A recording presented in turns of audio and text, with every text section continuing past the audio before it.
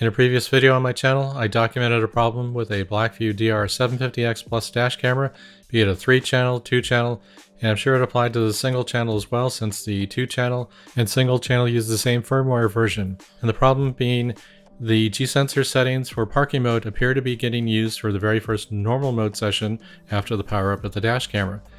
I had provided Pitasoft a detailed test plan on how to reproduce the problem, but their feedback to me was that they couldn't reproduce the issue. So I decided to step back to the firmware version that I first observed it with the 3-channel and 2-channel dash cameras and see if it gets fixed in anything after that release. In this video, I'll go through those various firmware releases and show you which ones fix the problem. So let's get into it.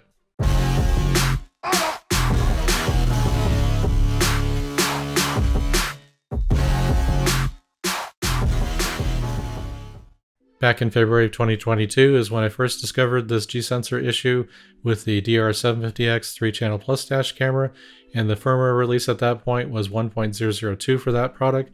Then I tested the DR750X 2-channel plus product, and the firmware release at that point was 1.007, and both those dash cameras, in fact 2 of the 2-channel dash cameras, exhibited the same problem, so I knew it was common across all of the DR750X Plus dash cameras based on the firmwares available in February of 2022.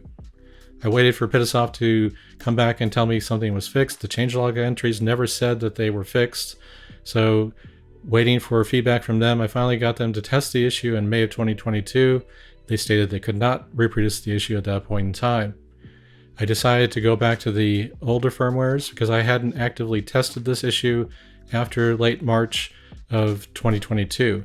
So I went through all the firmwares on the screen, and you can see that the versions available in February 2022 definitely reproduced the problem. I downgraded to that version, reproduced the issue, then upgraded to each of the versions listed on the screen.